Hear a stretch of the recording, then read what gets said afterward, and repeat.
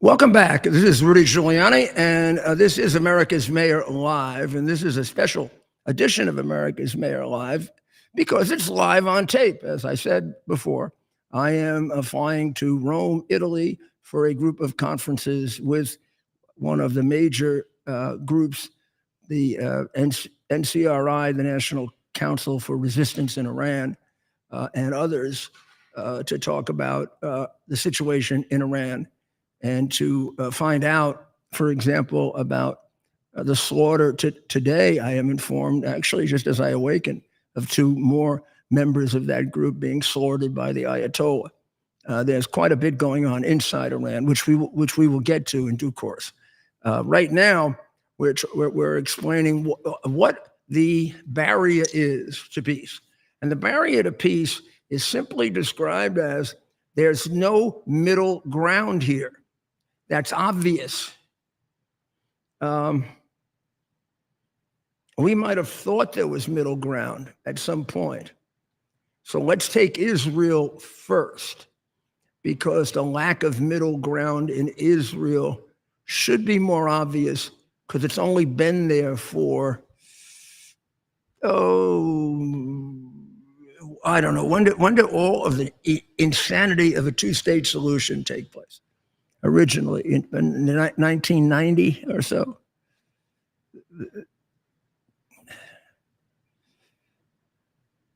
So we're talking 35 years ago. I should remember it because I thought it was insane when I first heard it.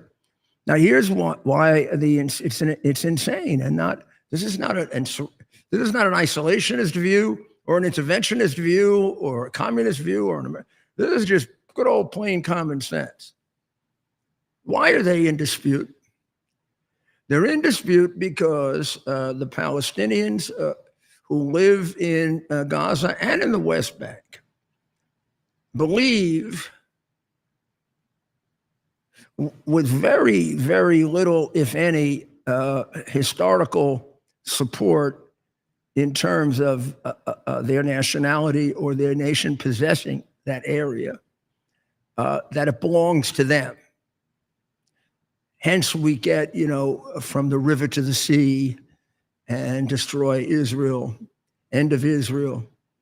That was the position of any number of Muslims and Arabs, and back in the 40s when the war first took place, and in the 50s and in the 60s and the 70s.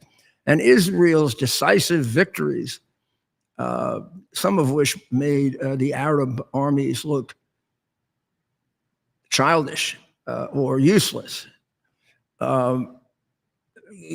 sort of ended that for most of the Arab countries. But we created the problem with Palestine. Almost none of the surrounding Arab countries has any real love, sympathy, or regard for the Palestinians. Now, I say that because Jordan will not let them in. Egypt will not let them in. Jordan threw out 1 million of them. Egypt has probably thrown out even more, but not in one large number. Iran only plays with them because it has to. They even have the Shia Sunni Persian Arab division with them, and they be at the lower end of Arabs.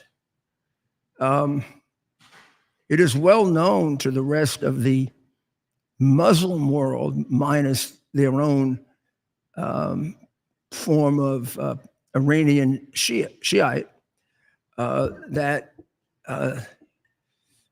they have become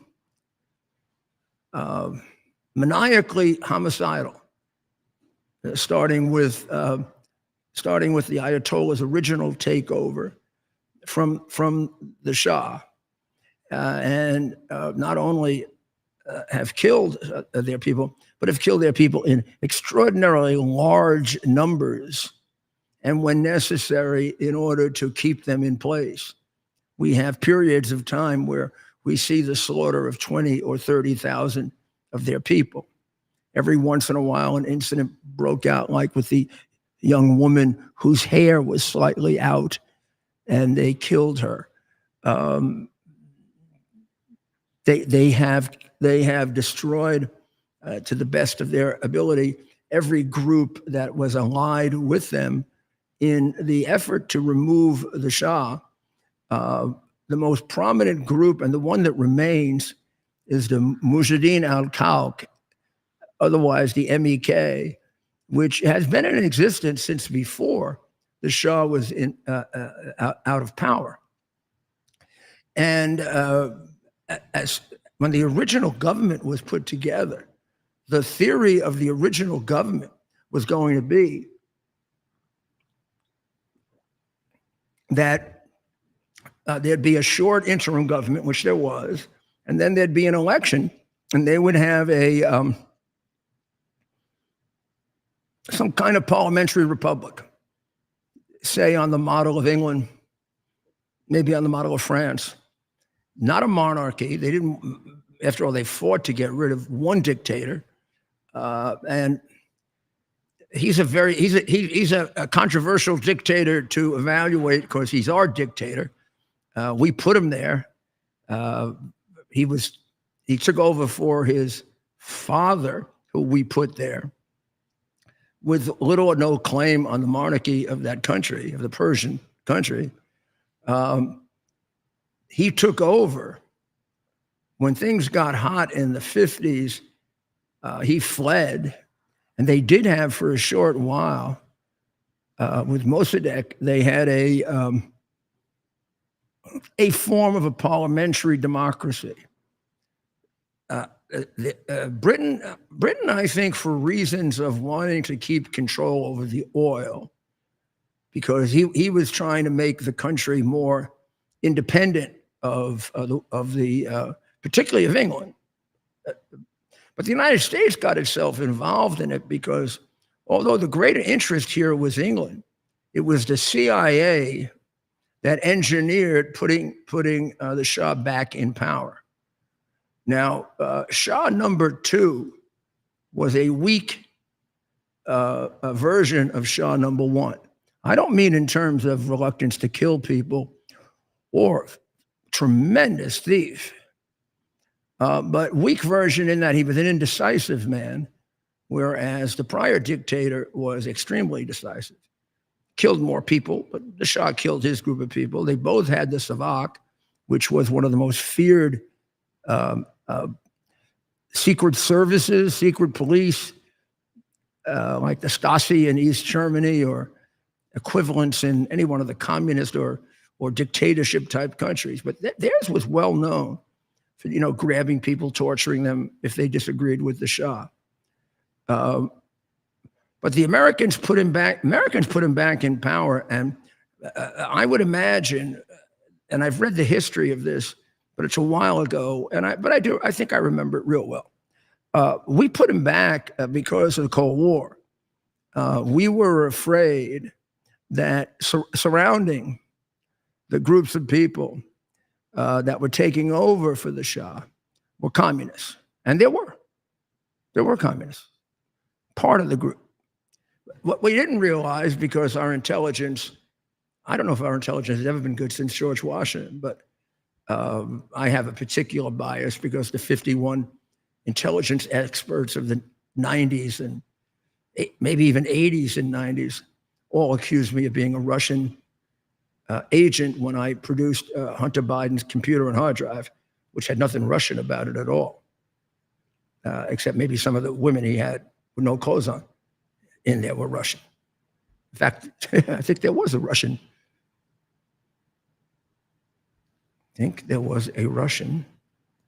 prostitute who got one of his computers. Pretty sure. Well, wouldn't be the most of his crimes or skullduggery or whatever. But in any event, our intelligence services decided that if we stayed with Mossadegh, the communists might have too much influence. We didn't own him enough. I cannot tell you without going back and researching this even more how valid that is now in the light of all of the irresponsible, self-interested sometimes greedy decisions the CIA made. In any event, they made that decision. Now, it was very much at the urging of the British government because they wanted their hands back on the oil. So they kicked out Mossadegh and they basically propped the Shah up. This is like a guy sweating, urinating, crying, and they put him in charge and say, don't worry, we'll take care of you, Pussy Boy. So Pussy Boy takes over with his wife and becomes I don't know if schizophrenic is the right word. I use it incorrectly sometimes. I think of like split, you know. But maybe this is a guy with a split personality. One half of him now attempts to create a more modern type government. Now, that doesn't include his giving up any of the reins of power. You know, it'd be different if he were like, you know, the king who agreed to the Magna Carta or, you know, and backed off. And where he did try to change, he tried to make the country more modern. He tried to bring women in a little bit more. He tried to ameliorate some of the harshest of the Muslim views. He never really got into the core Muslim views because he was afraid of them. What do I mean by core? The fact that you have to confront that the leader of the religion, the man they revere, the prophet who's going to bring them to God, was a mass murderer, and he had specific targets for his mass murder. Number one on the list were the Jewish people. Number two were the Christians. And number three were any infidels who didn't agree with him. And there was an alternative to be used in certain circumstances that developed as Muhammad turned from religious maniac to typical world-class gangster. And the alternative was you could pay him money. That's how he left the religion. Bring people to Allah, and if they resist, kill them. And short of killing them, if they have something valuable to offer, like, for example, the Jewish people who had the greatest or the best olive grove in the Middle East, see if you can make a deal with them, then eventually take it over. Some of the mafia people from Sicily must have been Muslim. So he never really took that on. In fact, if you watch the Shah carefully, he played a back door with them. At times, he would exile the troublesome ayatollahs, Khomeini being the main one. There were others. And at times, he would go make peace with them and make concessions to them. But he never saw them as his main problem or the country's main problem. I don't know exactly what he saw as the country's main problem, but probably those who more directly opposed him, because their opposition to him was more intelligent, more subdued, more lying in wait. In any event, all these groups, they usually designate 6, of which the Ayatollah was one of the main religious groups. There were 2. The MEK was probably the main political group. And then there were 2 or 3 other groups of almost equal stature, not quite a bit as MEK. MEK has been accused by revisionist historians who are doing everything they can to help Iran of having been communist back at that time. That is not factually accurate. They were not communist at that time. They were non-aligned in that sense. But their values had always been a free government, a democratic government, and a free economy. Did they have some communists in their midst? I can't tell you that. And was there a communist group involved with the entire revolution? Yeah. In fact, most of the country was involved. And they were gonna share. Well, they succeeded. They succeeded in getting rid of the Ayatollah. He tucked tail and ran with his billions that he stole and that his regime stole from the American people. I must acknowledge to you that I represented it. At that time, when I was a partner in law practice, one of his primary ministers, who was in danger of losing his property in the United States. And I would say at the time that I did, I knew about 1/3 to, oh gosh, even less than 1/3 of what I know now. But the man that I'm talking about was an extraordinarily well-educated, really extraordinarily on all other levels, a very fine person. But I'm sure he was involved, if he was involved with the Shah, in the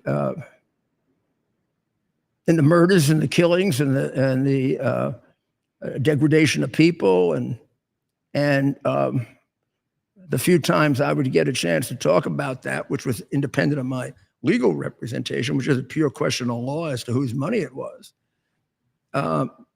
He'd admit a certain embarrassment about the Shah, but it was more or less like he's the best we can do.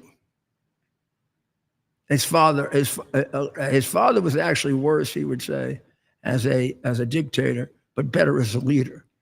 I think I understood it. I'm not sure I do. I spent time on this because there's a extraordinarily silly group that wants to bring the kid back, the Shah kid, where the gene pool has deteriorated even more. And if Iran's going to go from dictatorship to monarchy, dictatorship, I don't get it. Iran should go from religious insanity to a government that has, for 20 years, been working on how to create as Western a government, or a government based on Western values, as you possibly can get away with in that area of the world. It'd be one hell of an experiment with a woman leading the transition, and an extraordinarily brave woman who should get the Woman of the Year award. That's Madam Maryam Rajavi. Now, here's the reason they can't settle it between Israel and Iran. Israel says no nuclear weapons for the reign of terror. Logical position. The reign of terror from day one, right in their very charter,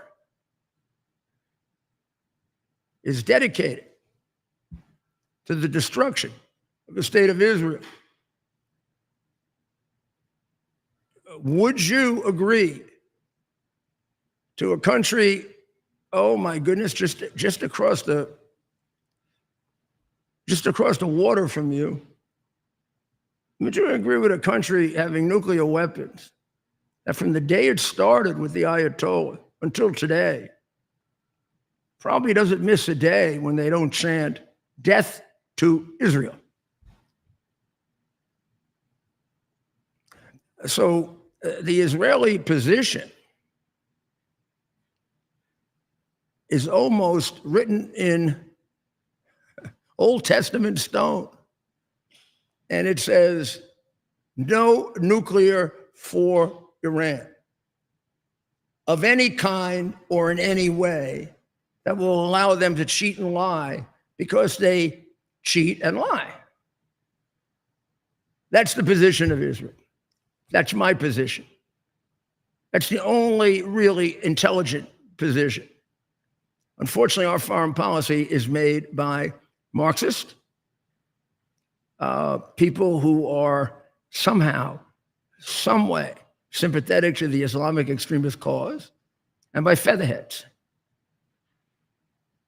To even start down this road 30 or 40 years ago of a two-state solution was a waste of time. I was not involved in foreign policy. I was a mayor of New York, an associate attorney general, a little bit then, but this came really after that. I became as a associate attorney general, and then as a U.S. attorney, really a much stronger and much more knowledgeable defender of the state of Israel, because I learned a lot more about it. I handled the prosecution of 2 Nazi war criminals. I became friendly at an early age with Bibi Netanyahu and Ehud Olmert, now enemies, but both friends of mine then, very good friends. And I became very, very knowledgeable about the state of Israel. And in many ways, even though right now I'm on my way to Rome, I might consider Israel my second country. I think they like me better. And I've been with them since then, every time I can. If there's anything I can do for them, I've even offered to go fight for them. Even now, I said, Bibi, if you need some people, that are a little overage and you need anybody to help, I don't think there are any braver people in the world than the Israeli people. Us, equal at our high end. And boy, do we have a high end. Wow. And they are a worthy ally. When you've got an ally that can fight as good as you can, whoa. Wouldn't mind being in battle anywhere with Israel at my side. So from the very beginning, I didn't understand the two-state solution. It seemed just as a matter of logic that it couldn't work. And it only would work if there was a major realignment within Palestine, which maybe 30 or 40 years ago was possible. Giuliani's position, and no one unfortunately made me Secretary of State, because I've been a damn good one. Giuliani's position was Palestine, slow down. Arab countries, slow down. You'll agree with me. Let's put them on a 10, 12-year program to deprogram them. You want them deprogrammed, and don't tell me different, because King of Jordan, you won't allow a single Palestinian in Palestine, even though your wife's Palestinian. What does she have to say about that? And Sisi, my friend, you're not going to allow them there because they're part of the Muslim Brotherhood who threw out your predecessor and would throw you out in 2 seconds. And Iran, you don't really like them. You're just using them. And you got a lot of them killed, babes. And nobody else in the Arab world really likes them. It's a way of getting at Israel. Because when the issue becomes, well, when anybody takes some of them, the answer is, no, send them to America. Yeah, send them to the country where, when they finish their chant every day, death to Israel, they say, death to America. We should take them. They've been brainwashed since they're 2 years old to kill us, and we should take them. When you look at a poll, they're 90% in favor of slaughtering the Jews. We should take them. They're 85% convinced that we're the big state, and we should take them. And we should allow Israel to live next to them. Isn't the question they have to make the change? They were the defeated party in the war anyway. But somehow they won the war of phony capture of Western public opinion, which goes to the biggest money or the best Marxist conniver. And they somehow flipped from the oppressor terrorist to the oppressed little victim against the country that oppresses them. Although that country, when it makes war on them, does it occasionally, and it does it under the rules of war. There's no incident of the Israelis going in and conducting an October 7th. And when you look at the number of civilians that have been killed in this encounter, despite all of the lying, the reality is it's been rather small. So Witkoff goes there, comes back, he says he thinks he's going to get an agreement. Unfortunately, Steve doesn't know the history. When Steve came back and said he was going to get an agreement, I knew he didn't have an agreement. Because there's nothing there where Hamas says we're going to recognize the government of Israel. Now, you got to go a lot further than recognizing the government of Israel. You got to be willing to go on a 10 to 15-year program to prove it to us. You got to prove to us that you're going to cut out the terrorism. Now, they're not anywhere near that. The sticking point in Israel is not just a recognition of the state of Israel by the new state and the expelling of all the people who disagree with that, but it's got to be a test period of some substantial amount of time to make sure they're telling the truth, because they have not told the truth up until now. That's been my position when they first said it. It's my position today. It's just harder today. The government should, the Hamas should be wiped out as much as possible. We should be left with the brainwashed Palestinians who were not Hamas, but were trained to kill us, and they should be deprogrammed. And when the country has a substantial history of operating without any terrorist incidents for 5 or 10 years, cooperation with the other Arab countries in the state of Israel, dispersion into other Arab countries where they come from anyway, most of them are Egyptian, Syrian, Jordanian. There is no such thing as a Palestinian group. It's made up. Oh, don't believe me. Listen to Arafat. He'll tell you that. So I think in the interest of peace, we shouldn't just extend war, because it'll just get worse as we move along. This is our opportunity. Let's face the issue. The issue is Palestine has to disappear as a country and a concept, because it's been so interlinked with genocide, with the wiping out of the Jewish people. And if it wants to use another name, fine, or whatever. But it has to regather a population, both in the West Bank and particularly in Gaza, that are people who are peace-loving people, who can live with the Jews as friends, and can mutually help each other. And there shouldn't be any compromise about that. It's the only way it can happen. I mean, and the Jewish compromise is they're not wiping them out, which they could do.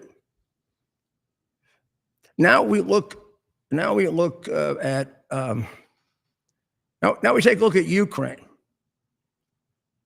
We can do it very easily, very quickly. Ukraine's the same problem. Russia believes that Ukraine is part of Russia. Ukraine believes it's a separate country. The history of that is fascinating. And it has a great deal to do with the history of Eastern Christianity. And I'm going to do that. I have done it as a podcast in the past, and we'll find it. But I am going to devote some real time to, I even think of teaching a course on that. But maybe we can teach a course online. Fascinating how they both emerged. But let's shorten it to the development of the Soviet Union one step earlier, because it does make a difference. Try to bear with me for this part. You have the Russian Empire and you have the Soviet Union. Neither was ever complete. Peter the Great, Catherine the Great never got all the countries they wanted. The Soviet Union never got all the countries it wanted. But the Soviet Union went beyond the Russian Empire, largely because of the contribution of the guys that I call the Roosevelt-Truman communists, who gave it to them. Like Russia never claimed in its 1,000-year history or 1,500-year history, whatever history you want to give it, they never claimed Poland. But they took it. They took Czechoslovakia. They had Tito create Yugoslavia, and they took it. They took Hungary. Hungary was never Russian. Peter the Great never aspired to take Hungary. He probably aspired deep down in his soul to defeat Poland, although he may have been the one that didn't want to defeat Poland as much as some of the others. And the Polish dispute, whereas the Ukrainian-Russian dispute, is where did Christianity begin? Eastern Christianity, because they were all one then? Did it begin in Kiev Rus, which is Kiev, but notice the little Rus after it? So the Ukrainians say, oh, it started in Ukraine, our country. The Russians will say, no, it started in Kiev Rus, part of Russia, and then quickly really developed in Moscow. And some of them may even think it started in Moscow. And that's where the real Christianity grew. Now, this is all within at that time, the eastern part of the Roman Catholic Church. Shortly thereafter, there was a schism between the two churches. Most of the eastern part of the Catholic Church goes off on its own. Certain little segments remain behind, loyal to the Pope. So we have a large number, really, of Roman Catholic Eastern Rite or Ukrainians. We have a small number of Russian Roman Rite Catholics, Roman Catholics. Not as many as Ukrainian. Then we have the Orthodox Church, the pure Orthodox Church, which is kind of divided, really, between the Patriarch in what was originally Constantinople, now Istanbul, Greece, and the Patriarch in Moscow. When it all began, there was no one Pope in the Eastern Church. Western Church had the Pope. He ran everybody. Eastern Church had patriarchs, and it's the conclave of bishops that ran things. But the Greek Orthodox Patriarch took on the role of the leading cleric. Except when the Russian Patriarch wanted to be. So there you got a big split. The Ukrainians set up their own Orthodox Church, whether of their own accord or because of constant Russian defilements of Ukraine. It aligned itself with the Russians. If we go back to before the Soviets, what would Ukrainians consider themselves? Well, it's a good question. Some large percentage would consider themselves absolute Russians. Some large percentage of them would consider themselves Ukrainians with a great affinity for Russia. And some large percentage of them would consider themselves Ukrainians with a great hatred of Russia. It depended on what happened to their families,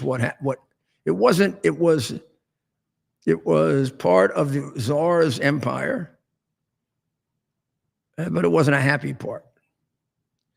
When the communists took over and they created the Soviet Socialist republics, Ukraine became a republic and a critical republic, of course, right next to Moscow, and was considered to be part of Russia. Whereas countries that they took over, like Poland and Czechoslovakia and Hungary, and were never considered part of the Russian Empire. They're part of the Soviet expansion. So when Putin writes about how that's always been part of Russia, that's the context in which he's writing about it. And he has historical facts on his side, and he has historical facts against him, but it isn't pure. And for the longest time, since we required the Soviet Union to give up Ukraine, which was so close to Russia that they had their main submarine base there, possibly their main nuclear facilities there. Russia, many Russians felt that they were strong-armed into giving up part of their country. Many Ukrainians thought they were strong-armed and put into part of Russia. And many Ukrainians thought, thank God we're free of them. When they would take elections and they would vote for the president who was pro-Russian, the president who was pro-Western, it'd be almost an equal split. And that all changed really with the first in a phony election in the early part of the new century, when the Russian candidate was overthrown and the Western candidate had been poisoned, people believe, by Putin, but took over. His administration was weakened by the fact that he was a very, very sick man at the time, having almost been killed by Putin. And then eventually, the Russians took over solidly. And but with that, there was great pressure on Viktor Yanukovych, who was the head of that government. There was great pressure on him to agree to join NATO, which he kind of did, set up a timetable. And then in 2014, looking at weak Obama sitting there, they said, time to hit. And they did. And they took over southern Ukraine, and they took over the one that they had extraordinary affection for or necessity for, Odessa, which was a major submarine base, very Russian, and had, in a controversial move, been given up by Khrushchev. So now, the long and short of it is, here's where we are today. Russia is holding on to that portion of the Ukraine that leads from Russia to Crimea in what people might consider a road, a direct access. It's hard to describe exactly what it is. I'm going to see if I can get you a nice little picture of it. But in any event, they now have it, they control it, but you should understand that in controlling it, they, in the case of, they control 4 oblasts. An oblast is a province. 3 of them they control mostly. 1 they control partially. All of that pink that you see the pink? That's what they have captured. That constitutes 1/3 of Ukraine. Constitutes 20% of Ukraine, 1/3 of the natural minerals that we all need. And that probably have something to do with this war, by the way. Those yellow areas are areas they would like to take. They do not have them. The map is also a little bit deficient because in 3 of those 4 provinces, it's not all pink. About 20% of those provinces toward the northern or western end are still controlled by the Ukrainians. Putin wants to keep everything he's taken. Putin puts on the table, and I want the areas that they're hiding from me. In other words, those little extra areas, which would get them from 20% to about 24% of Ukraine. I can't tell you if those are valuable land, if these are the super valuable lands or not. I happen to think not. And he wants to end the war with complete victory. Well, complete victory would be he have all of Ukraine. And Ukraine, with the help of the United States and Europe, stopped that immediately. So I would say right now, there's no way in hell that Putin's going to give up any of that land, no matter what we do or how we do it. Wait. On the other side, the Ukrainians, and I have a lot of problems with Zelensky, as you know, but quite rightly, the Ukrainians have said they had no right to come into our country in the first place. They had an agreement with the United States and Russia that were they to be invaded, the United States and Russia would help them. Well, yeah, Russia really helped them a lot. They took it. And America kind of helped, kind of didn't help, gave them enough to win a little and lose a little. We can even see that now with Trump having to relax some of the weapons decisions that made it impossible for Russia to keep, for Ukraine to keep Russia out of Ukraine. So now it appears as if, like it does in Israel, that in Israel, it looks like Hamas is not going to say, we're going to leave, we're going to give up our claim that Israel should be destroyed and that land should be Arab. It looks on the Russian side like the Russians are going to say, we're going to keep that. Oh, but it gets worse. They also don't want Ukraine to join NATO, which means that if they cross over the border, there's a war with the whole world. And they don't want them even to defend themselves in a more ad hoc arrangement where you'd have European troops and American troops and they would help them. In other words, they want them to be undefended. That's Putin's position. Zelensky has every right to say, what you want unconditional victory. You want to go take land that doesn't belong to you. You want to keep it.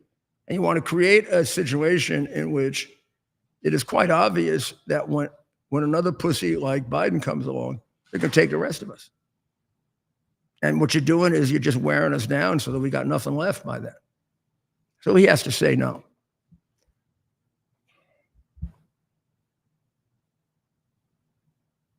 So how do we solve it?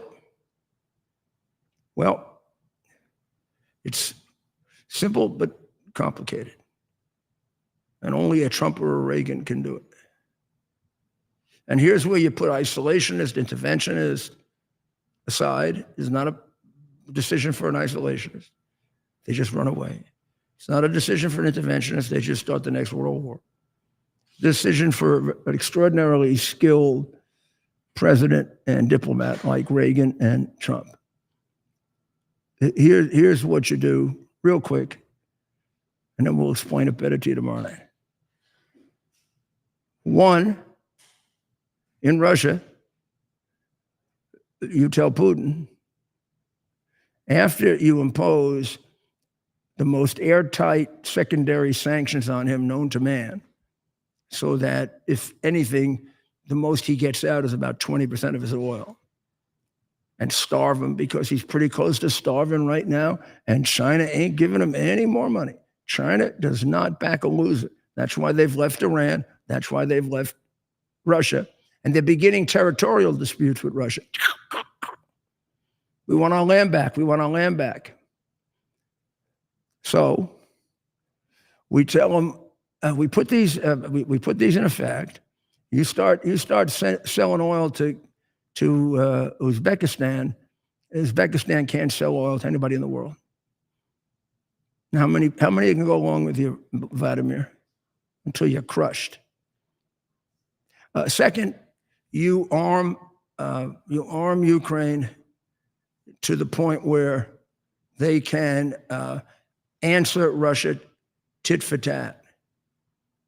We say don't attack Moscow. Well, then don't attack Kyiv. We're not your punching bag, atheist pig. You killed enough of our people. We don't want to kill your people. We killed your soldiers, killed a lot of them, injured about 1 million of them. But now you hit Kiev, we hit Moscow. You hit Kharkiv, we hit Leningrad. Pretty city, used to be. And we hit it with the weapons that are 5 times more complicated than you could possibly imagine. And we'll be protected by Patriot missiles, and we're going to shoot down your shit as it comes at us. And we're ahead of you in drones anyway. Plus, we've infiltrated your country. You haven't infiltrated ours. That's the only way we're going to do this. The only way we're going to do this if we don't want to get into a war. If we do it right, without any bullshit, without any backdoor deals, we get Sergey in and we say, Sergey, this is for real, pal. I'd love to have the conversation with Sergei. I'd convince him. It's over, Sergei. The bullshit's over. Game's over. Get the hell out of there. And what do we want back? I'd start off with everything, and I'd settle for half for Ukraine. Get them all out. Give us half. Oh, but wait a second. If you want to keep that half, then they are allowed to have reinforcements there to protect themselves. And they even have a road to NATO. If you want to get out, we won't put forces in there. Well, we'll put forces in there for a while. We'll leave the NATO thing open. Okay. Now, simple solution on the Israeli side. No Hamas member can be in Gaza, the West Bank, or anything denominated as the Palestinian Authority. They have to be removed. If nobody wants to take them, they should be put into prison for life because they have committed capital crimes of the worst kind. And we don't need the influence of Hamas if we're going to try to turn the Palestinian people. Second, Palestine has to be reconstituted with the recognition that all their children at 2 years old were brainwashed to kill Jews and kill Americans. And therefore, it has to be governed by an international force in which Israel plays a role and a meaningful role with the United States, in which they try to bring in new citizens who try to develop both the West Bank and Palestine. And if they don't like it, the war continues. And how about you want to get it over with quick? Hit the Ayatollah big time. Get rid of him. And then nobody will be negotiating for Palestine. And Mr. President, you'll get what you want. You'll get your Abraham Accords. And I do not believe that there is any way, Mr. President, that you will be able to achieve your objective of peace so long as there's the reign of terror in Iran. Conversely, I think you get rid of that reign of terror and we're on our way to what you promised. Well, I hope this was sufficiently clear. It's not a clear situation. We'll be learning a lot more in Rome about the Iranian situation. We'll be trying to get some of that to you through TED and elsewhere. So keep watching America's Mayor Live on X. God bless the people of Israel. God bless the people of Ukraine. God bless the people of Iran and let them be free. Now we're going to Italy. God bless the people of Italy and all of Europe. I like what's going on in Scotland. God bless us. God bless our president. And God bless America. It's our purpose to bring to bear the principle of common sense and rational discussion to the issues of our day. America was created at a time of great turmoil, tremendous disagreements, anger, hatred. There was a book written in 1776 that guided much of the discipline of thinking that brought to us the discovery of our freedoms, of our God-given freedoms. It was Thomas Paine's Common Sense, written in 1776, one of the first American bestsellers, in which Thomas Paine explained, by rational principles, the reason why these small colonies felt the necessity to separate from the Kingdom of Great Britain and the King of England.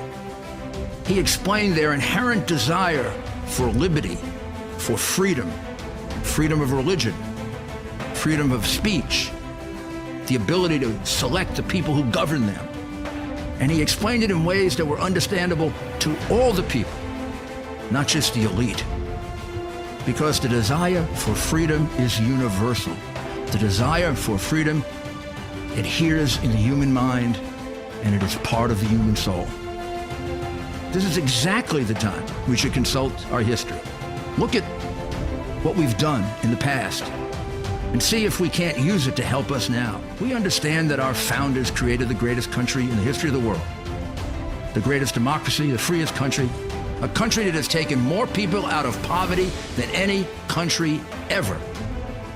All of us are so fortunate to be Americans. But a great deal of the reason for America's constant ability to self-improve is because we're able to reason, we're able to talk, we're able to analyze. We are able to apply our God